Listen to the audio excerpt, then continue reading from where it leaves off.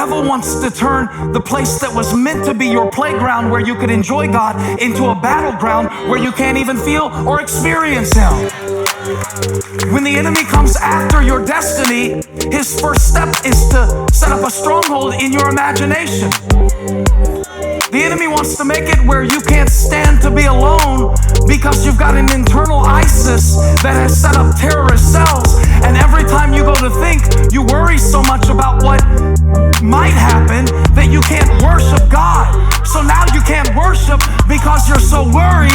But God said today, we're gonna get this thing turned around and recapture your imagination.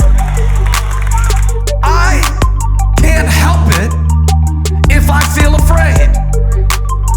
And I can't help it if I feel discouraged. But God didn't say don't feel afraid. And He didn't say don't feel discouraged.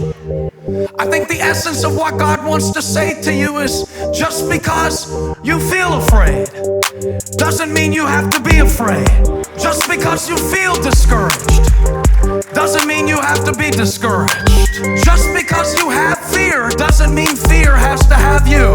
A lot of times what I'm trying to do is I'm trying to get God to release what He has in His hand, but I'm not willing to release what I'm holding on to in my hands.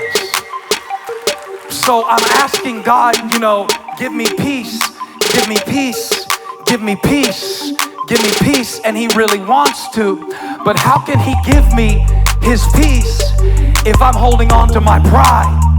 I can't insist on being at the center and ask God to take away my stress. No, the only way for me to lose my stress is to step out of the center and humble myself.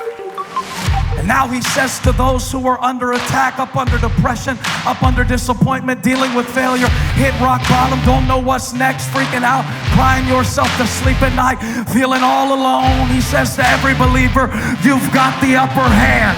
The hand of God is mighty. The hand of God is strong. The hand of God is over your life. It will prevail. His purpose will come to pass. For I know the plans I have for you, declares the Lord. Plans to prosper you, not to harm you, plans to give you hope in a future. And if you find yourself under attack today, you need to know that the hand of God is guiding you, leading you. That same hand that split the sea open so His people could walk right through it. The hand of God will make a way where there is no way. The hand of God will bring water out of a rock in a dry place. The hand of God is over your life, and He has a plan.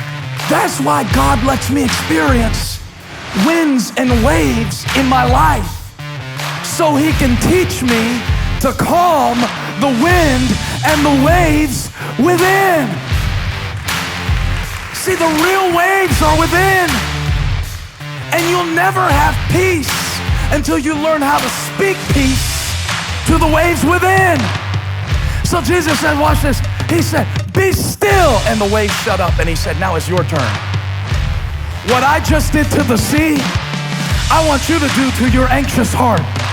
And the next time the winds of what if start blowing and the winds of imaginary scenarios and negative emotions start blowing, I want you to get up and wake up your faith from the stern of the ship and get out and hold up your hand and say, quiet, be still.